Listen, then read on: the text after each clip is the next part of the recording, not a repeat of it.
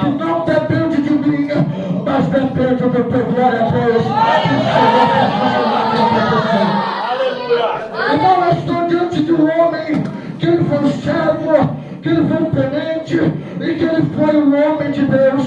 E esse homem, louvado seja Deus, como de costume antigamente, pastor, não tinha nenhuma mulher que trabalhava. Ela só ficava na tua casa, cuidando dos teus afazeres, cuidando do teu filho e fazendo comida para o teu marido. E eis que uma certa feita, então, o teu marido ele foi trabalhar na casa dos profetas. E eis que uma vez, louvado seja Deus, chega ele no nosso dia de trabalho. Eu quero dizer algo para você, irmão. Não tem coisa melhor do que você trabalhar para Deus. Não tem coisa melhor do que você trabalhar para o Senhor. E eis que chega aquele homem, eis que o céu da verdade, ele antes de voltar para casa, ele adormece.